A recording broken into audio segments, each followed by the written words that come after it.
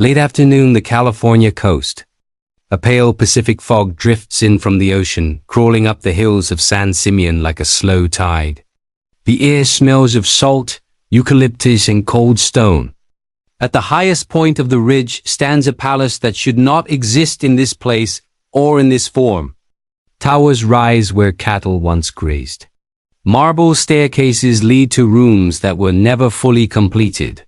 Scaffolding scars remain frozen in stone, as if the builders simply stepped away and never returned. This is Hearst Castle, a structure so vast, so expensive, and so obsessively built that even its creator could not finish it.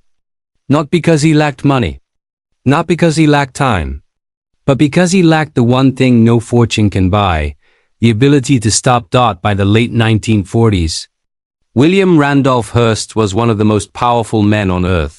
He controlled newspapers that shaped elections, magazines that defined culture, and a fortune so large that its true size was known only to accountants and lawyers. And yet high above the Pacific, his greatest project remained unfinished. After 28 years of uninterrupted construction, Hearst Castle still had no final form. Blueprints lay stacked in drawers. Entire wings existed only as sketches. Rooms were furnished, unfurnished, then redesigned again. Walls were torn down only to be rebuilt differently. The house was never declared complete, because completion would have required something Hearst never permitted himself to accept: an ending. Visitors who came here during Hearst's lifetime sensed the strangeness immediately. This was not a home that had grown naturally. It was a place constantly in motion, even when no one was moving. One corridor ended abruptly. Another led nowhere. The logic of the building felt improvised, restless, unfinished. Hearst called it simply the ranch, a modest word that disguised the colossal reality. 165 rooms. Dozens of bathrooms.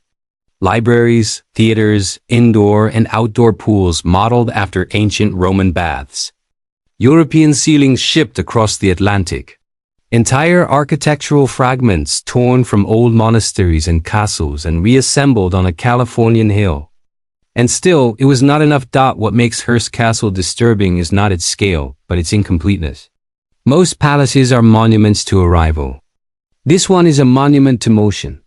It feels less like a destination and more like a thought interrupted mid-sentence. Even at the height of its use, when Hollywood stars, politicians, and royalty filled its guest rooms, the house remained strangely provisional, as if its owner were merely passing through his own creation, already imagining the next addition, the next correction, the next improvement that would finally make it whole.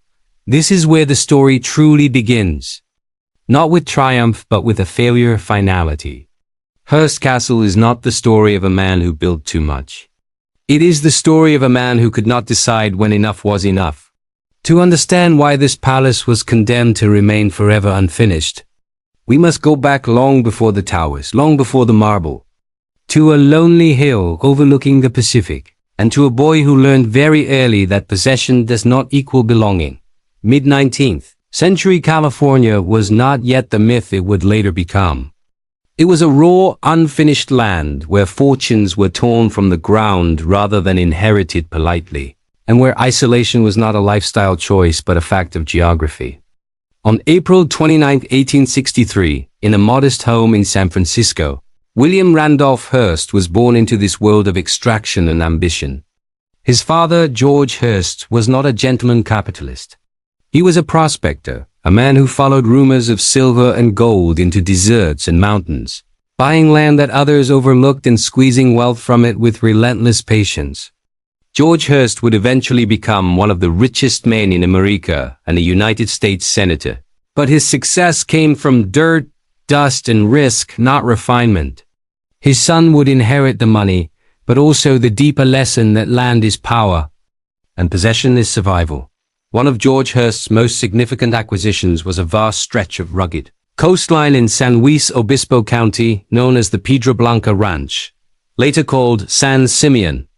It was not bought as a future palace site or a romantic retreat. It was a working ranch, remote and windswept, accessible only by rough roads, perched between mountains and ocean. To George Hearst, the land was valuable because it existed, because it could be owned, parceled, controlled. To young William, San Simeon was something else entirely. It was solitude. It was silence. It was a place far removed from San Francisco society and the structured expectations of elite upbringing. The Hearst family spent long periods there, especially during William's childhood, and those stays would leave a mark far deeper than any formal education ever could. San Simeon was not luxurious in those early years. The buildings were utilitarian. The wind was constant. The ocean was vast and indifferent. For a child, the ranch was both freedom and abandonment. There were no neighbors nearby, no city streets, no predictable rhythms of social life. William roamed the hills, rode horses, stared out at the Pacific, and absorbed a sense of scale that dwarfed the individual. This was a landscape that did not care who you were. It did not bend to ambition. It existed on its own terms. Psychologists would later describe this kind of environment as formative for a particular kind of personality, one that seeks mastery over space as a way to compensate for emotional distance. For William Hearst, San Simeon became the emotional template he would spend the rest of his life trying to rewrite. At home, another force shaped him even more decisively. His mother, Phoebe Apperson Hearst, was not simply wealthy. She was formidable. Intensely educated, culturally ambitious, and deeply controlling, she believed her son was destined for greatness and took it upon herself to design that destiny. Phoebe exposed William to art, literature, and travel from an early age, but her guidance was not gentle. It was directive. She selected his tutors, curated his interests, and monitored his progress with near-military precision. Love in this household was inseparable from expectation. Approval had to be earned. Comfort was conditional. For William, affection was something that came attached to performance. This dynamic created a deep internal contradiction. On one side was the wild, isolating freedom of San Simeon, where the land asked nothing of him. On the other was the refined, demanding world of his mother, where everything he did was measured against a standard he did not set himself. This tension would define his adult life. He would spend billions trying to reconcile these two impulses. The desire to retreat into a private kingdom and the need to impress an invisible audience that was never fully satisfied. William's education followed the path expected of a man of his class. He attended elite schools, traveled through Europe, and eventually enrolled at Harvard. But unlike many of his peers, he did not thrive within institutional boundaries. Harvard bored him. Structure frustrated him. Authority irritated him. He was far more interested in influence than instruction. He absorbed ideas selectively, focusing on history, architecture, and spectacle, while dismissing discipline and restraint. Even as a student, he was already imagining worlds he could control, rather than systems he had to obey. His true apprenticeship began not in academia, but in newspapers. Phoebe Hearst purchased the San Francisco Examiner in 1887 and handed it to her son. This was not a test. It was a coronation. William Randolph Hearst discovered immediately that media offered something land and money alone could not: narrative dominance. Through headlines, imagery, and repetition, he could shape how millions of people perceived reality. This realization would intoxicate him. He did not simply report events. He orchestrated them. His newspapers blurred the line between fact and fiction, news and entertainment, until the distinction barely mattered. Power, he learned, was not only about ownership. It was about attention. As Hearst's media empire expanded across the United States, his wealth grew exponentially. But something curious happened alongside this expansion. The more properties he acquired, the less settled he became. He owned mansions in New York, estates in California, residences in Europe. None of them held him for long. He moved constantly, as if searching for a place that could finally quiet the restlessness that had begun on that lonely ranch hill decades earlier. San Simeon remained different. He returned there repeatedly, not because it was comfortable, but because it was unresolved. In 1919, after World War I, Hearst stood once again on the hill overlooking the Pacific at San Simeon.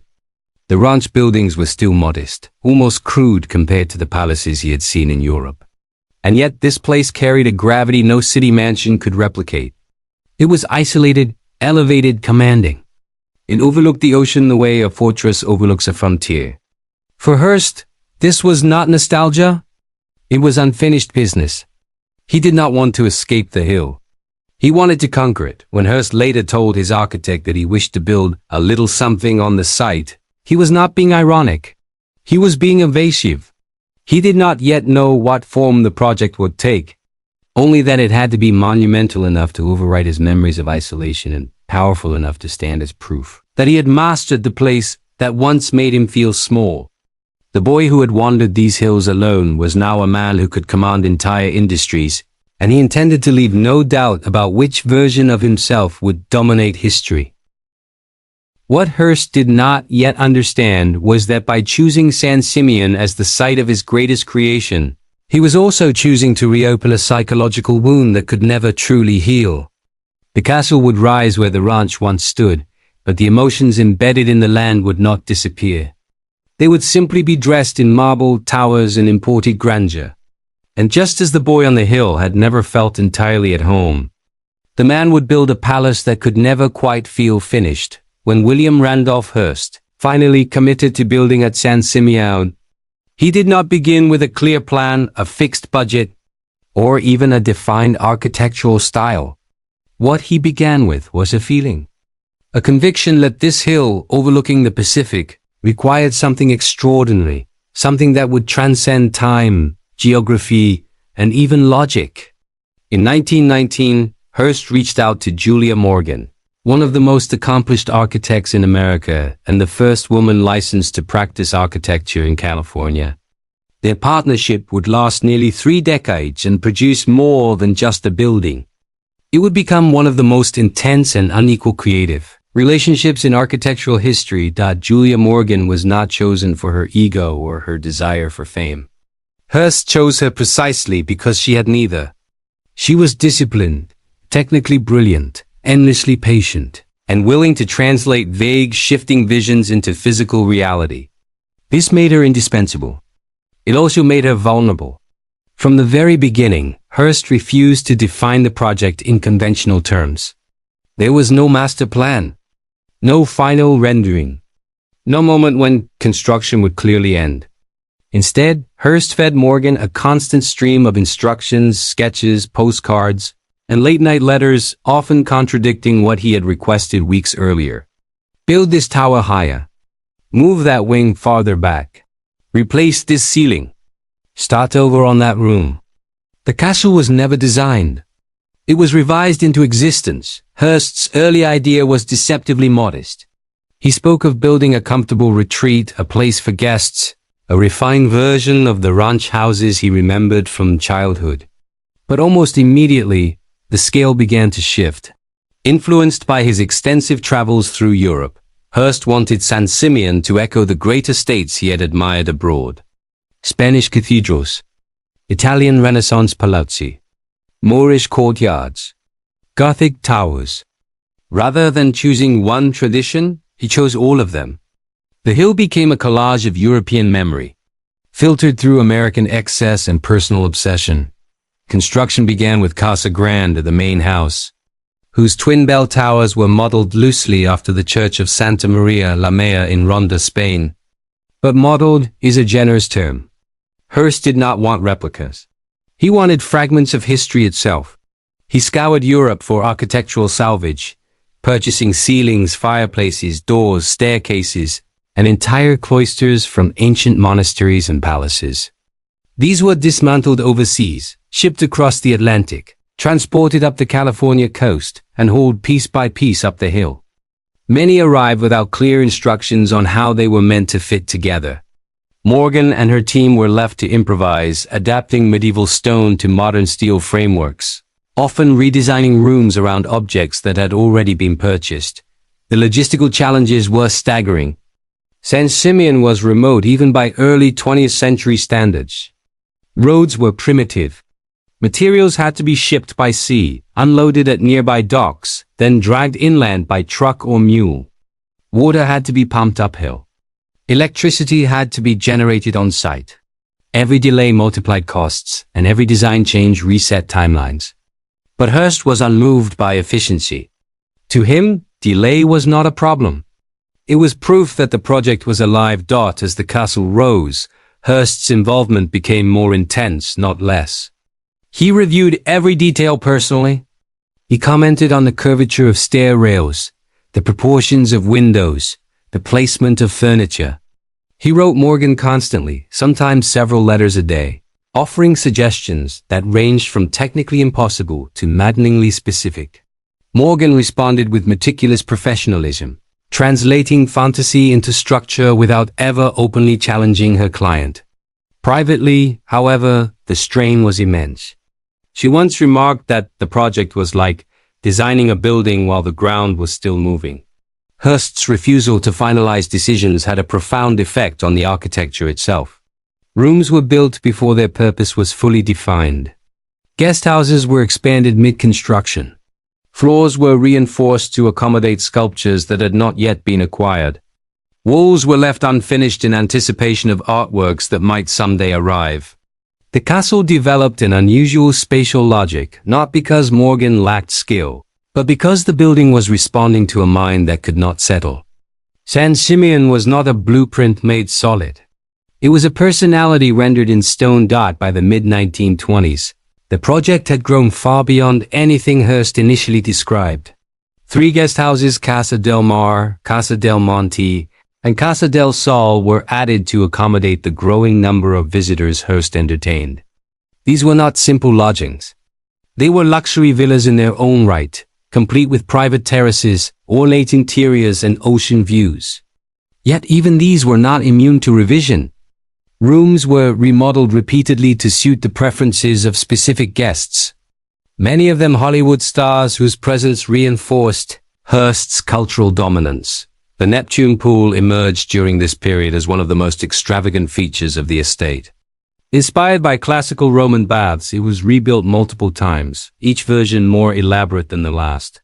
Marble was imported from Italy. Sculptures were repositioned. The pool's dimensions were altered long after construction had begun.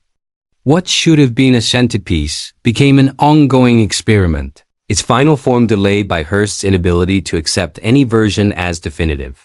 Completion to him felt like compromise. What drove this constant revision was not indecision alone.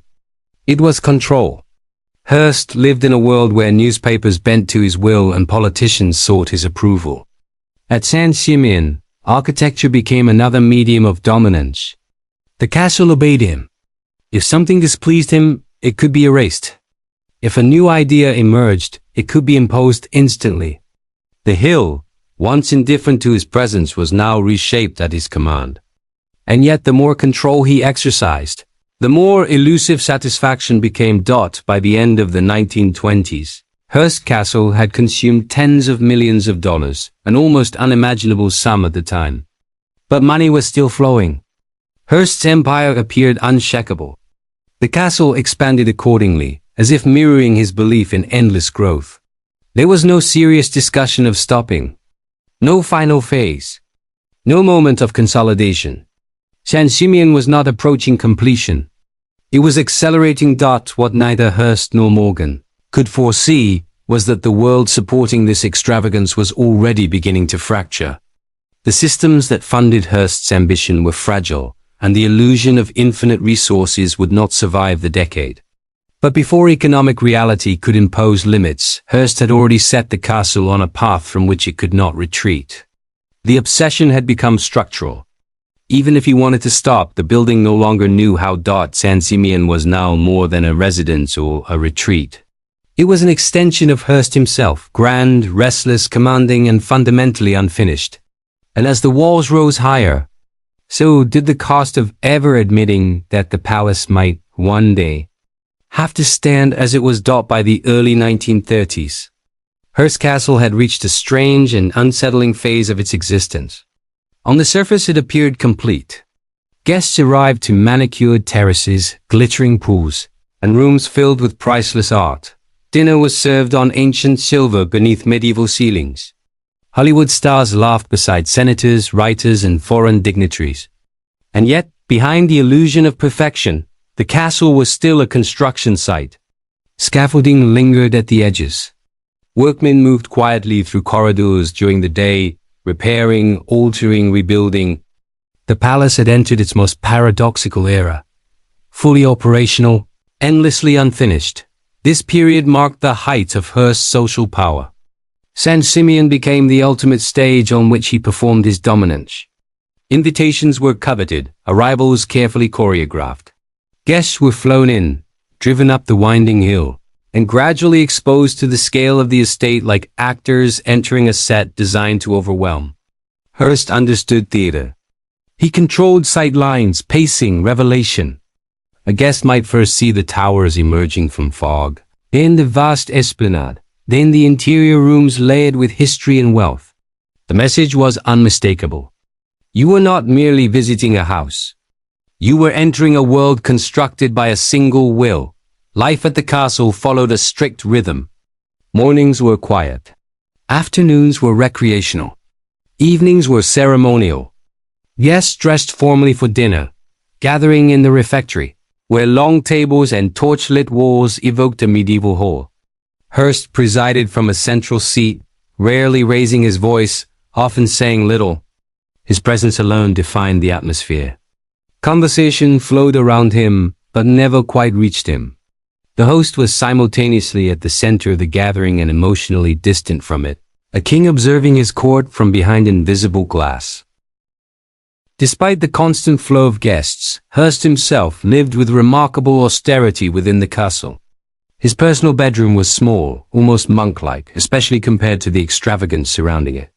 This contrast was not accidental. It reflected a deeper truth about Hearst's psychology. The castle was not built for comfort. It was built for control. It existed to impress others, to confirm status, to externalize power. Privately, Hearst seemed indifferent to luxury. Publicly, he required it to be absolute. Even at the height of its glamour, the castle never settled. Hearst continued to send Julia Morgan instructions for alterations large and small. Rooms that guests had occupied weeks earlier were redesigned for the next visit. Furniture was rearranged. Art was relocated. Entire decorative schemes were abandoned without explanation. Morgan and her team worked continuously to keep pace, often making changes so subtle that only Hearst would notice. The building was locked in a permanent state of becoming, as if stasis itself were unacceptable. This relentless motion began to reveal a darker edge. Hearst's insistence on perfection grew sharper, less playful. The revisions were no longer driven by curiosity or inspiration, but by anxiety. The world beyond the hill was changing, and the castle responded like a nervous system under stress. In 1929, the stock market collapsed. The Great Depression rippled outward, destabilizing industries, governments, and personal fortunes. For the first time in his life, Hearst faced a reality he could not rewrite with headlines. His media empire, built on advertising revenue and public confidence, suffered massive losses. Newspapers folded. Payrolls became difficult to meet. Loans were called in. Hearst, who had always operated on expansion rather than consolidation, suddenly found himself overextended. And yet, at San Simeon, construction continued. Not because it was sensible, but because stopping felt like surrender. To pause the building would be to acknowledge limits. To acknowledge limits would be to admit vulnerability. Hearst's response to financial pressure was not restraint, but denial. He mortgaged properties, sold assets quietly, borrowed against future earnings. Outwardly, nothing changed. Guests still arrived. Dinners were still lavish. The castle still glittered above the Pacific. But the foundation beneath this display was weakening. The obsession that had driven the castle's growth now demanded sacrifice. The palace was no longer simply expensive. It was unsustainable. Julia Morgan became increasingly aware of the shift. Her correspondence with Hearst reflects a subtle change in tone. Requests that once came with enthusiasm now arrived with urgency. Deadlines tightened. Budgets were discussed reluctantly, then ignored. Morgan remained professional, but the strain was unmistakable. She was no longer merely building a dream. She was managing a crisis disguised as ambition. The castle itself seemed to absorb this tension. Some projects were halted mid-construction. Decorative elements were installed without their surrounding context. Rooms felt lavish yet oddly incomplete, as if waiting for decisions that never arrived. The logic of endless revision, once a sign of creative freedom, began to resemble paralysis. Hearst still wanted everything. He simply no longer had the freedom to pursue it without consequence. As the 1930s progressed, Hearst's health began to decline. The tireless energy that once fueled his empire faded. His movements slowed. His attention narrowed. And yet his fixation on San Simeon intensified. The castle became a refuge from a world that increasingly resisted his control. Here, at least, he could still command change. He could still rewrite physical reality, even as economic and political forces slipped beyond his reach. Guests noticed the shift. The atmosphere grew heavier, less carefree. Conversations turned cautious. The laughter that once echoed across the terraces softened. Hearst himself grew more withdrawn, retreating earlier in the evenings, leaving his guests to orbit the emptiness left behind. The palace, once animated by spectacle, now felt like a grand shell holding something fragile at its core. By the end of the decade, the truth was impossible to ignore. Hearst Castle would never be finished. Not because the plans were incomplete, but because the man driving them no longer possessed the limitless resources or energy required to sustain the illusion. The building had outgrown its creator. What began as an act of mastery had become a monument to excess, and excess, once unleashed, does not resolve itself neatly. San Simeon stood gleaming above the Pacific, a palace at the height of its fame and the beginning of its decline. The towers still rose. The marble still shone. But beneath it all, the obsession that built the castle was starting to collapse inward, taking the possibility of completion with it. As the 1930s gave way to the 1940s, Hearst Castle entered its final and most revealing chapter, a period defined not by expansion, but by quiet erosion. The world was now at war, and the old rules that had allowed empires like Hearst's to grow unchecked no longer applied. Governments tightened controls. Resources were rationed. Public sentiment shifted sharply against extravagance. In this new reality, a private palace consuming endless labor and materials on a remote California hill felt not merely impractical, but anachronistic.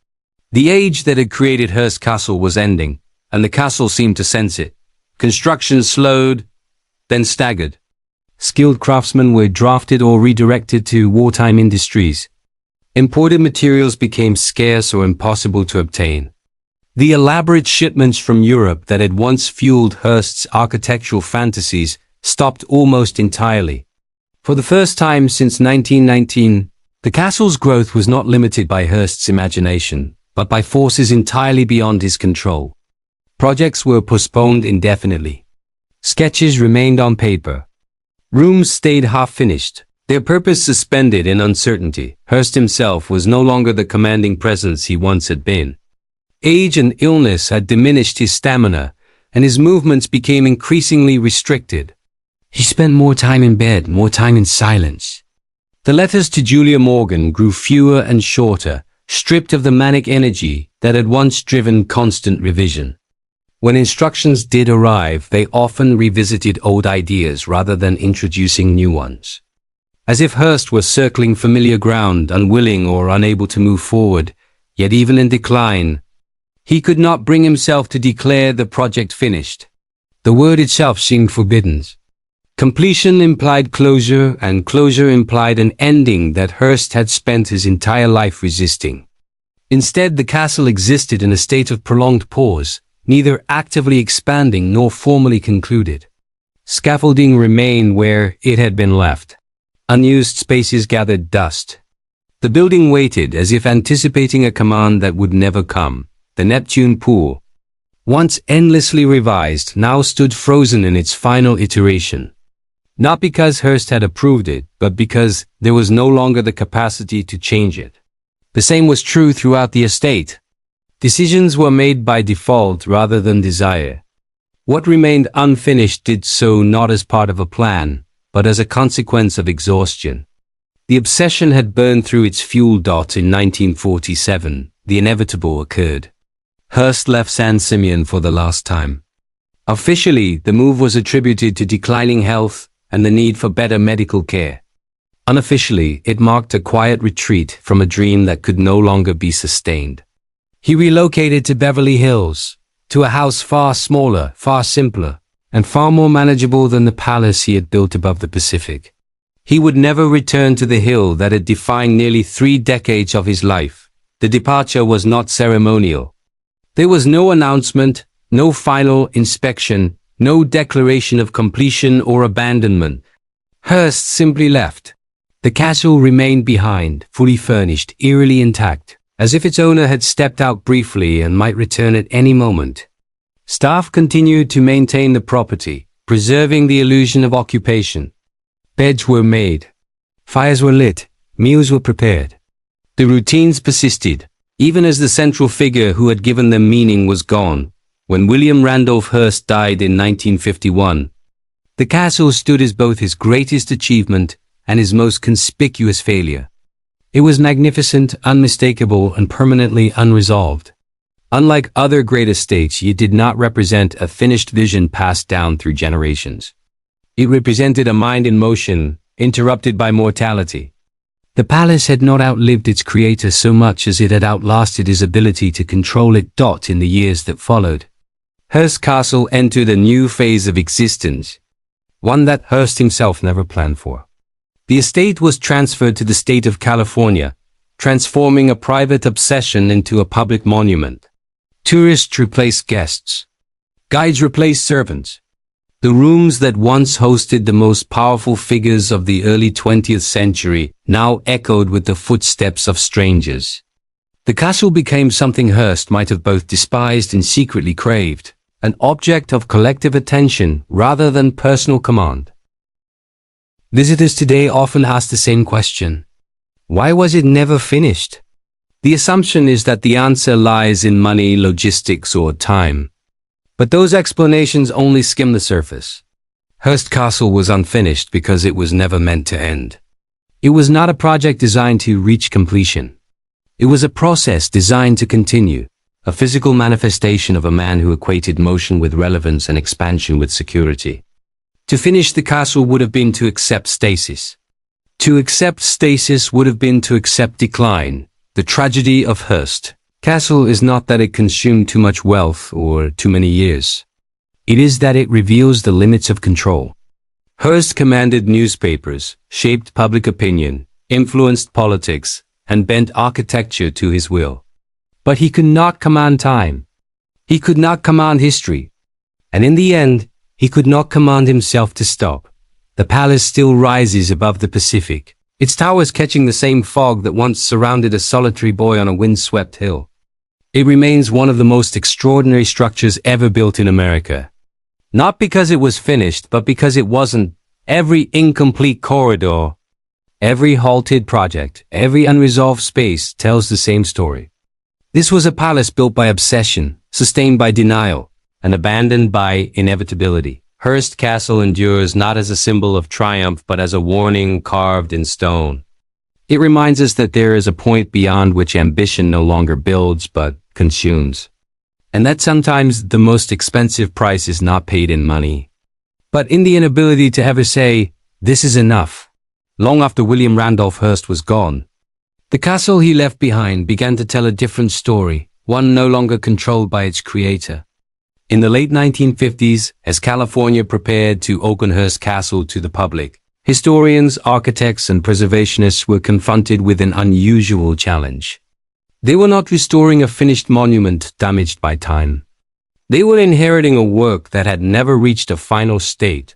There was no authoritative version of Hearst Castle, no moment in which it could be said, "This is what it was meant to be." Every room represented a decision paused rather than completed, a thought interrupted rather than resolved. The transition from private obsession to public landmark stripped the castle of its original purpose. When Hearst lived there, The estate existed to serve his identity. It was a projection of power, taste, and control. Once open to visitors, it became something else entirely, an artifact. Guests no longer arrived to be impressed personally by Hearst. They arrived to observe him, to study the residue of a mind that had once dominated American culture. The castle stopped being a stage and became an exhibit, and in that transformation, its unfinished nature became its most compelling feature. Preservation teams made a deliberate decision not to complete the castle. Doing so would have required inventing intentions Hearst never finalized. Instead, the estate was frozen in a kind of architectural amber, preserved exactly as it had been when Hearst left in 1947. Scaffolding scars were left visible. Rooms remained asymmetrical. Spaces with no clear function were maintained rather than corrected. The unfinished quality was no longer an embarrassment to be hidden. It became the evidence. As visitors walked through the rooms, a pattern emerged. The castle was overwhelming, but not comforting. It was ornate, but not harmonious. Styles collided rather than blended. Spanish revival stood beside Renaissance fragments, Roman influences beside Gothic references. This was not the coherence of a traditional palace. It was the accumulation of desire. Each edition reflected a moment of fascination, a burst of interest, a need to possess a specific piece of history. What it lacked was resolution. Scholars began to interpret Hearst Castle not just as architecture, but as autobiography. The endless revisions mirrored Hearst's own life, a man who expanded relentlessly but rarely consolidated. His newspapers multiplied. His properties grew. His influence widened. Yet he never fully trusted permanence. Everything could be rewritten, redesigned, reworked. The castle made this philosophy tangible. Nothing was final because finality implied loss of control. The public response to the castle revealed another irony. Hearst had built the estate to assert dominance over culture, yet its greatest legacy came after that dominance faded. Visitors were no longer awed by Hearst's power so much as fascinated by his vulnerability. The unfinished rooms suggested doubt. The constant revisions suggested anxiety. The sheer scale suggested not confidence but compulsion. The castle began to read less like a victory and more like a confession. In this way, Hearst Castle became a lens through which Americans re-evaluated the Gilded Age itself. The era had long been mythologized as a time of grandeur and ambition, but the castle exposed its darker undercurrents. Excess was not merely decorative. It was defensive. The wealth that built such estates often arose from instability, exploitation, and fear of decline. Hearst Castle, perched alone above the Pacific, embodied the paradox of enormous power paired with deep insecurity. The question of why Hearst could never finish the castle continued to haunt historians. Some pointed to his upbringing, shaped by a dominant mother and an emotionally distant father. Others emphasized his media empire, which trained him to believe that reality itself was endlessly malleable. But increasingly, the consensus shifted toward a simpler explanation. Hearst did not finish the castle because he did not know who he would be without it. As long as the project continued, so did the version of himself that was building, commanding, expanding. Completion would have required a reckoning with identity rather than ambition. Even the castle's location reinforced this reading. San Simeon was isolated, elevated, removed from the centers of political and economic power Hearst once controlled. It was a retreat that doubled as a fortress. From its terraces one could see for miles, yet hear almost nothing. The ocean stretched endlessly westward, indifferent and vast. The land below seemed small, manageable, owned. This physical dominance over space mirrored Hearst's lifelong pursuit of mastery, but it also magnified his solitude. As decades passed, the castle's meaning continued to evolve. For some, it remained a symbol of American excess at its most extravagant. For others, it became a cautionary tale about ambition without restraint. Architecture students studied it not for its stylistic purity, but for its psychological depth. Unlike Versailles or Buckingham Palace, Hearst Castle did not represent a stable monarchy or inherited tradition. It represented a single man's attempt to outbuild his own uncertainty. Julia Morgan's role was also re-examined during this period. Long overshadowed by Hearst's personality, her technical brilliance and emotional endurance gained overdue recognition. She had taken an impossible brief and translated it into physical reality, not once but thousands of times. The castle stood as proof not only of Hearst's obsession, but of Morgan's discipline. Where Hearst demanded endlessly, Morgan adapted endlessly. The building survived because she gave it structure even when its purpose remained unstable. Today, walking through Hearst Castle feels less like visiting a home and more like stepping inside a paused thought. There is beauty everywhere, but it is restless beauty. The eye is drawn constantly forward, searching for resolution that never quite arrives. Visitors sense this intuitively. They may not know the full history, but they feel the imbalance. Something here is unresolved. That unresolved quality is precisely what keeps Hearst Castle alive in the cultural imagination. Finished monuments become static. They tell a closed story. Hearst Castle refuses closure. It invites interpretation. It asks questions rather than answering them. Was this palace an act of triumph or an admission of fear? Was it built to celebrate power or to shield its creator from the awareness of decline? In the end, Hearst Castle endures because it captures a truth that extends beyond one man or one era. It reveals what happens when ambition is allowed to grow without boundaries, when creation becomes a substitute for self-understanding. The castle is not unfinished because Hearst failed. It is unfinished because finishing it would have required him to confront something he spent his life avoiding, stillness. And so the palace remains, perched above the Pacific, unchanged in its incompleteness. Fog still drifts through its towers. The ocean still stretches beyond its walls. And the castle, like its creator, continues to exist in motion, defined not by what it achieved, but by what it could never bring itself to conclude. By the late 20th century, Hearst Castle had fully transitioned from a private world of power into a public space of interpretation. And with that transition came a deeper scrutiny of the stories it was now tasked with telling. No longer shielded by Hearst's influence or myth-making machinery, the castle became a subject of cultural reflection. Historians, critics, and visitors alike began to ask not what Hearst intended to build, but what the building itself revealed.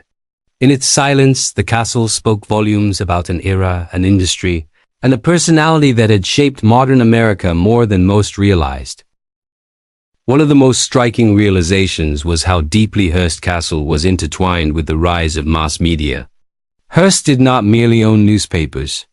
He pioneered a new relationship between power and spectacle. His publications thrived on excess, drama, and emotional manipulation, the same qualities embedded in the castle's architecture. Just as his headlines amplified reality until it blurred into theater, the castle exaggerated European history into a grand performance of ownership. Ancient ceilings, cloisters, and sculptures were no longer sacred artifacts. They were props in a carefully staged narrative of authority. Visitors walking through the rooms often sensed this theatricality without consciously naming it. The castle feels less like a residence and more like a set, a place designed to be seen, reacted to, remembered. This was not accidental. Hearst understood that permanence in the modern age did not come from tradition alone, but from visibility. The castle was meant to imprint itself on memory, to overwhelm the senses in the same ways newspapers overwhelmed public discourse. In this sense, Hearst Castle was his most personal publication. Edited endlessly, never finalized, always in circulation. As media historians examine this parallel, Hearst Castle began to be understood as an early monument to celebrity culture.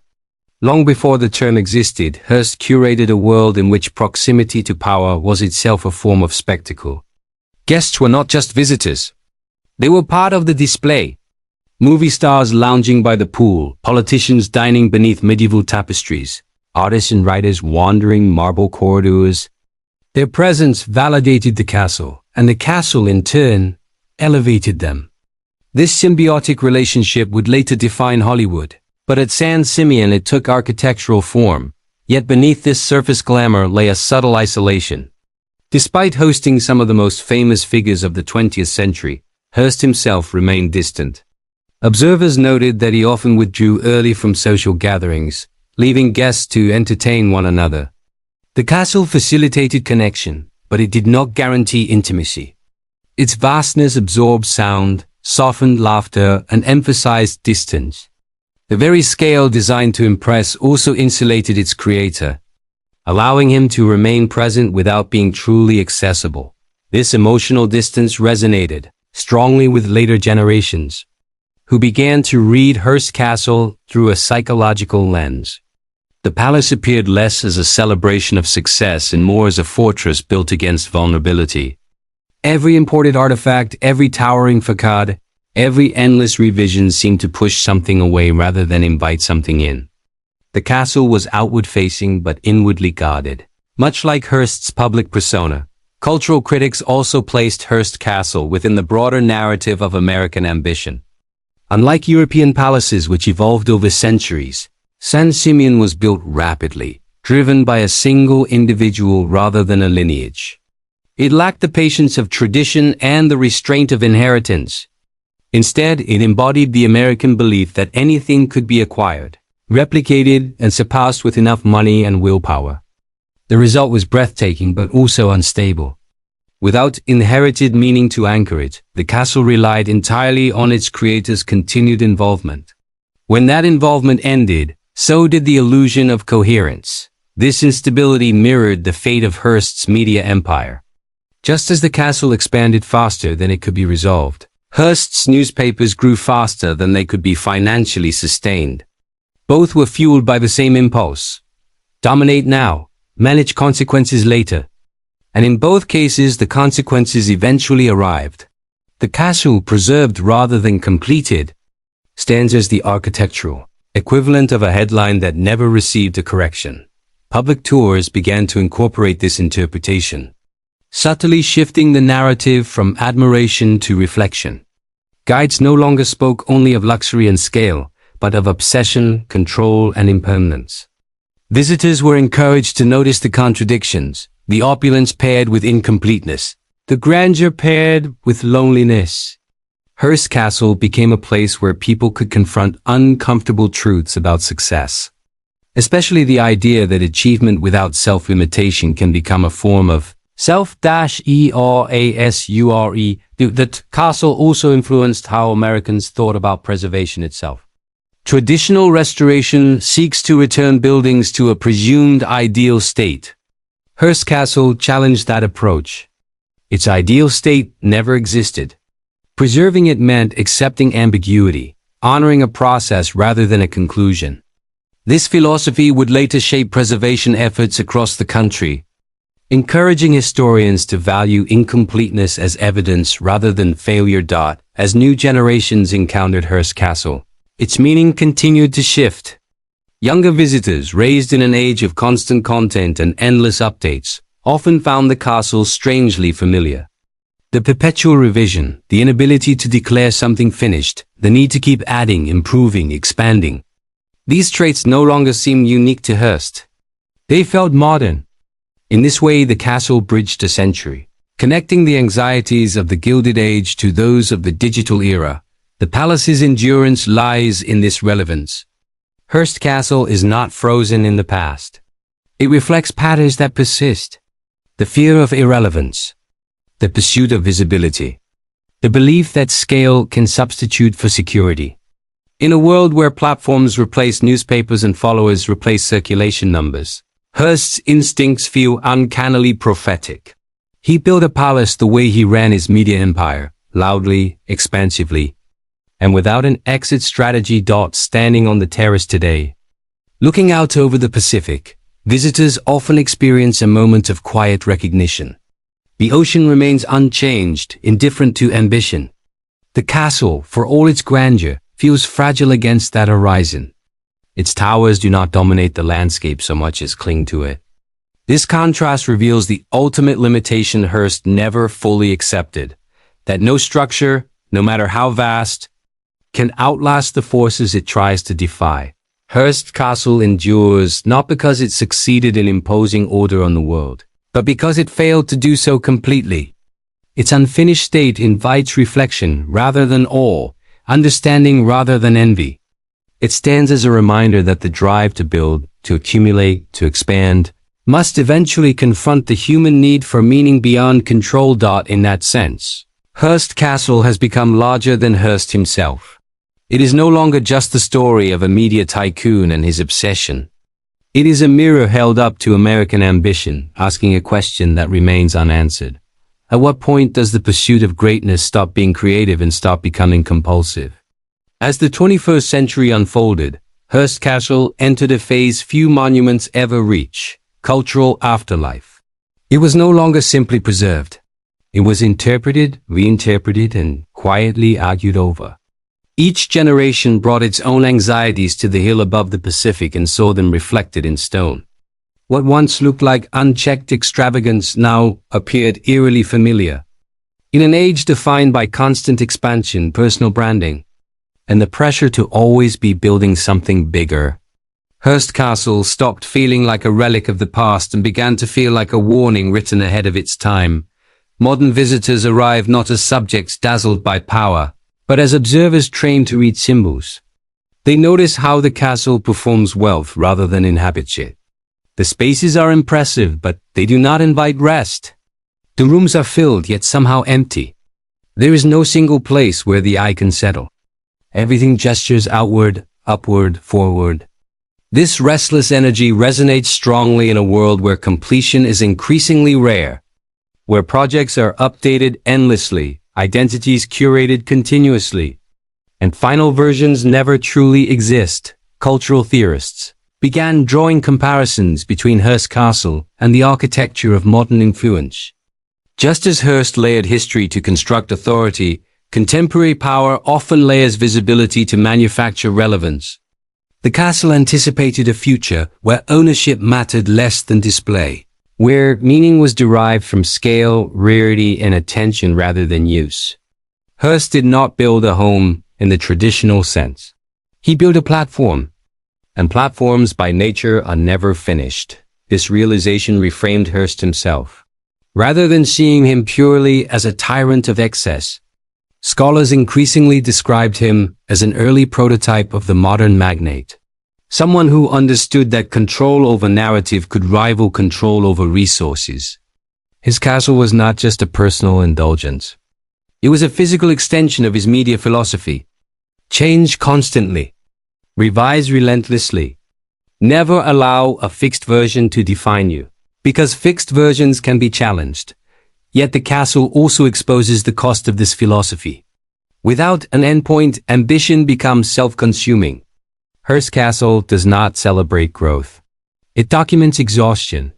The longer visitors stay, the more they sense the strain embedded in its walls. The structure holds together, but barely unified, more by persistence than harmony. It is a reminder that constant reinvention without reflection eventually erodes coherence. This theme has made Hearst Castle a quiet pilgrimage site for creatives, architects, and thinkers wrestling with similar tensions. They come not to imitate its style, but to study its imbalance. Architecture students analyze how beauty can be undermined by indecision. Psychologists examine how environments reflect inner lives. Cultural critics explore how unchecked power reshapes space itself. The castle has become less an object of admiration and more a case study. Even popular culture has absorbed this shift. Films, novels, and documentaries inspired by Hearst no longer frame him solely as a titan. They portray him as tragic, isolated, driven by forces he could not fully name. The castle, looming and unfinished, serves as visual shorthand for this complexity. It suggests that greatness achieved without inner resolution produces monuments that impress but do not console. There is also a growing recognition of what Hearst Castle excludes.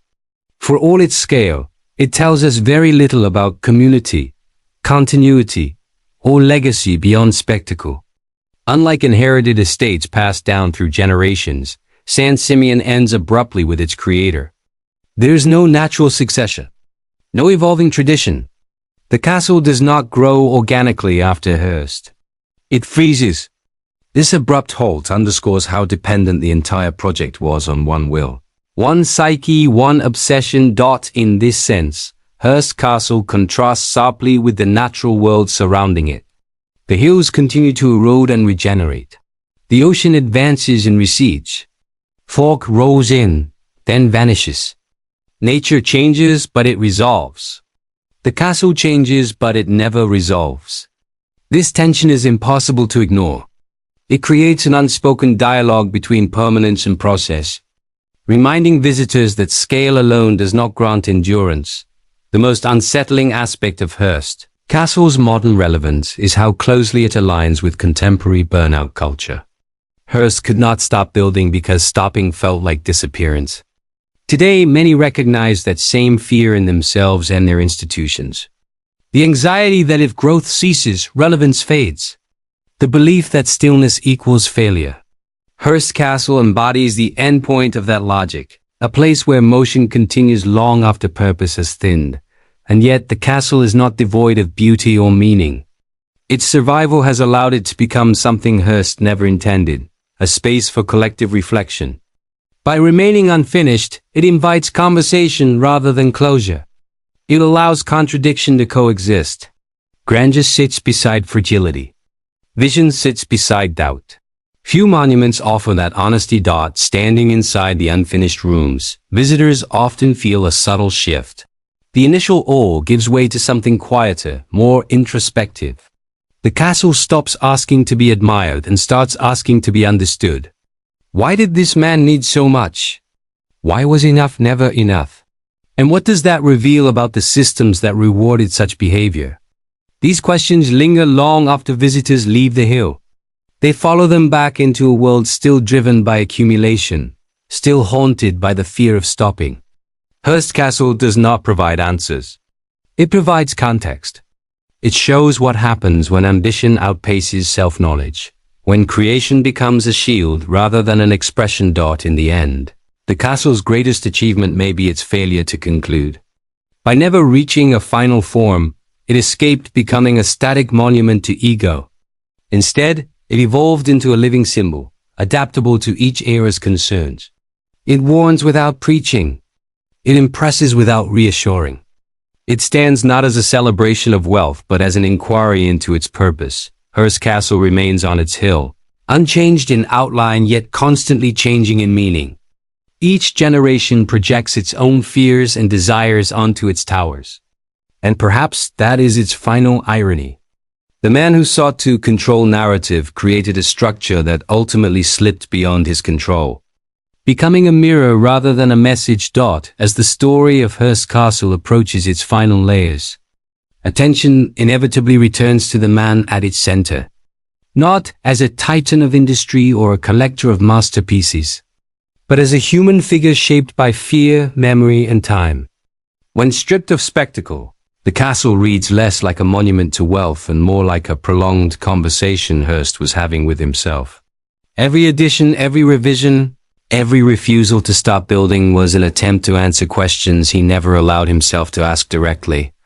What remains is not an answer, but an echo. William Randolph Hearst lived in an era that rewarded excess and punished restraint. The Gilded Age and its aftermath celebrated domination, scale, and visibility. To pause was to fall behind. To consolidate was to admit vulnerability. Hearst internalized this logic completely. His newspapers thrived on escalation.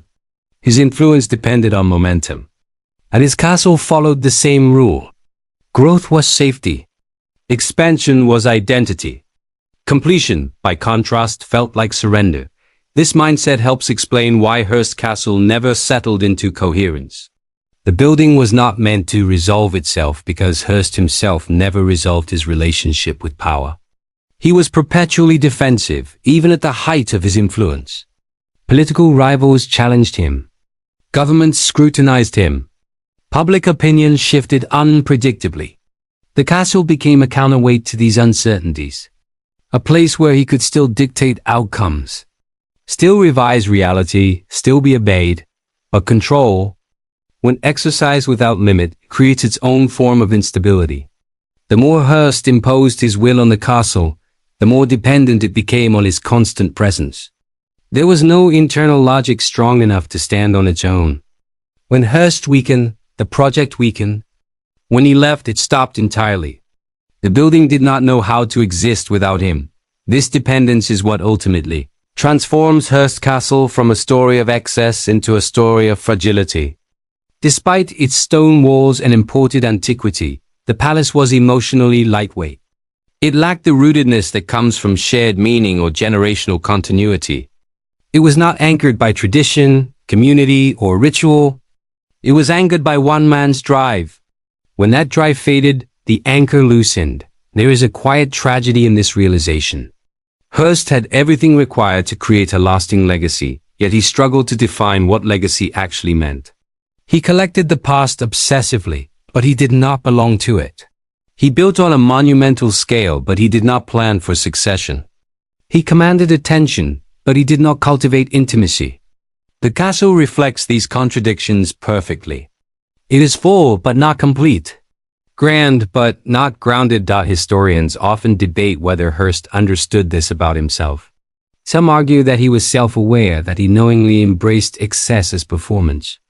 Others suggest he was trapped by his own momentum, unable to imagine a version of himself not in motion. The truth likely lies somewhere in between. Hearst was intelligent enough to sense his own restlessness, but too invested in his persona to confront it directly. Building was easier than reflecting. Expanding was easier than stopping. The castle thus becomes a record of avoidance. Each new wing postponed a reckoning. Each redesign delayed finality. Each imported artifact added weight without adding clarity. The palace grew heavier, even as its purpose grew thinner. What began as a personal retreat evolved into an obligation, then a burden, and finally a symbol too large to dismantle or complete. Visitors, standing in the unfinished spaces, often feel this weight intuitively. There is a sense of something left unsaid, something unresolved. The castle does not invite admiration so much as contemplation. It asks viewers to consider the difference between achievement and fulfillment. It challenges the assumption that scale equals success. It quietly undermines the fantasy that enough can ever be reached through accumulation alone. This is why Hearst Castle continues to resonate long after the collapse of the media empire that funded it. The castle speaks to a universal tension, the desire to build something permanent in a world that resists permanence. Hearst tried to answer that tension with stone, history, and spectacle. What he built instead was a reminder that permanence requires more than material endurance. It requires acceptance. In the final analysis, Hearst Castle is not unfinished because of war, economics, or logistics, though all played a role. It is unfinished because its creator could not imagine a life beyond it. To finish the castle would have meant stepping away from the role of builder, editor, and controller. It would have required Hearst to confront aging, irrelevance, and the possibility that his greatest work might already be behind him. That was a confrontation he never allowed himself to face, and so the castle stands, suspended between intention and outcome. It is neither a ruin nor a triumph. It exists in a rare category of architecture that exposes its creator rather than glorifying him. It does not hide the cost of ambition. It displays it openly, carved into corridors that lead nowhere and rooms that never found their final purpose. As the sun sets over the Pacific and shadows stretch across the terraces, Hearst Castle seems less like a palace and more like a question left unanswered. It asks what happens when a person confuses movement with meaning. When building becomes a substitute for belonging. When power is used to avoid stillness rather than to shape legacy. In that sense, Hearst Castle achieves something few finished monuments ever do. It tells the truth. Not a flattering truth, not a heroic one, but a human one. It reveals that obsession can construct marvels, but it cannot resolve inner conflict. It shows that wealth can command labor, materials, and attention, but it cannot guarantee peace. The castle remains because the question remains. And as long as ambition continues to drive people to build without stopping to ask why, Hearst Castle will continue to feel uncomfortably relevant. a towering reminder that the most expensive structures are often built not to celebrate fulfillment, but to delay its absence. Morning light reaches Hearst Castle slowly. It does not arrive all at once. It creeps across the Pacific, climbs the hills of San Simeon, and finally touches the towers one by one, as if testing whether the place is still alive. By the time the sun clears the fog, the castle has already told its story in silence. The scaffolding is gone. The workers are gone. The master is gone. What remains is a structure frozen at the exact moment when ambition outpaced life itself. Hearst Castle does not age like a ruin. It waits. When William Randolph Hearst died in 1951, the palace on the hill did not mourn him. It simply stopped evolving. No final blueprint was selected. No ceremonial declaration of completion was ever made. The endless revisions ended not with resolution, but with absence. In that sense, the castle did what Hearst never could. It accepted finality without drama. The obsession that had driven it for nearly 3 decades evaporated, and the building was left to confront its own enormity alone. In the years following Hearst's death, practical realities took over. His heirs had neither the desire nor the resources to maintain a private palace of such scale. The era that had allowed one man to build endlessly without justification was gone. Taxes, maintenance costs, and changing social attitudes turned the castle from a symbol of power into a logistical problem. In 1957, Hearst Castle was donated to the state of California. The transaction was framed as preservation, but it was also an admission. This place could no longer function as a personal dream. It had to become something else. Transformation, however, did not bring closure. As a public monument, Hearst Castle became accessible, explainable, narratable. Tour guides learned the facts. Historians catalogued the collections. Architects documented the unfinished elements. But the deeper tension remained intact. Visitors could walk through the rooms, but they could not resolve the question embedded in them. What was this place actually for? That question becomes unavoidable in the final rooms of the castle. The guest suites, named after continents and rulers, feel like stages after the actors have left. The Neptune pool, modeled after ancient Rome, reflects the sky with a perfection that borders on theatrical. The Romang pool underground glows with gold tile and echoes like a cathedral. Everything is flawless, yet emotionally distant. These spaces were built to impress, but they were also built to distract. They perform magnificence while concealing unease. What Hearst Castle ultimately reveals is the cost of unresolved ambition. Hearst achieved almost everything a man of his era could dream of. Wealth, influence, cultural authority, political power, visibility. And yet, the castle suggests that these achievements never translated into internal stability. The more Hearst acquired, the more he insulated himself from stillness. Building became a way to avoid reckoning with aging, with loss of relevance, with the limits of control. There is no evidence that Hearst ever consciously articulated this struggle. He was not a philosopher of his own life. He was a doer, a mover, a constructor of realities. But architecture often tells truths its creators cannot speak. Hearst Castle speaks with clarity.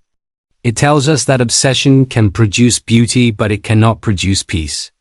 It tells us that scale can overwhelm meaning. It tells us that completion is not a technical act, but a psychological one. The irony is that Hearst's unfinished palace has outlived many completed legacies. His newspapers declined. His political ambitions failed. His media empire fragmented.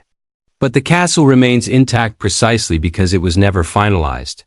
It exists outside of time, not as a finished product of a specific era, but as a process interrupted.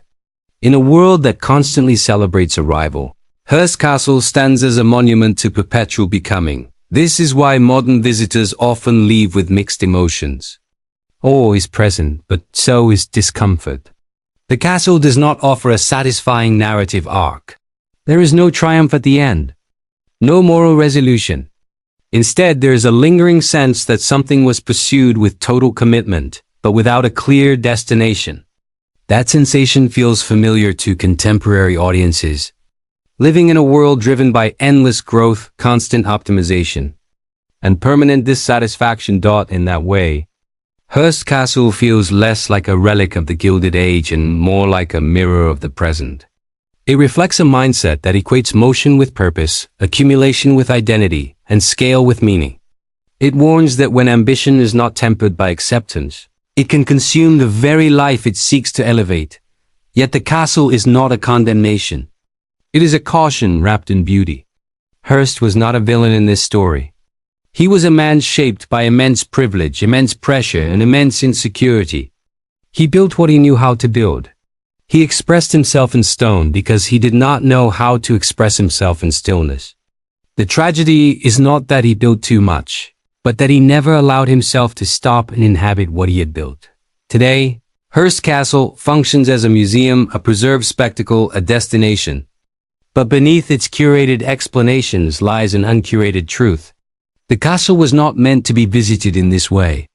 It was meant to be endlessly revised by one mind, one will, one obsession. Without that force, it becomes strangely honest. It no longer pretends to be a home. It reveals itself as what it always was, a projection of a man wrestling with impermanence. As the final visitors leave each day and the gates close, the castle returns to silence. The Pacific wind moves through the terraces.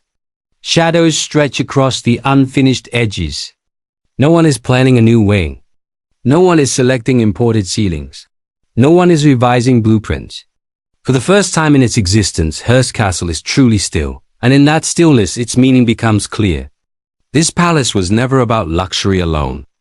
It was about defiance. Defiance of limits. Defiance of endings. Defiance of time itself.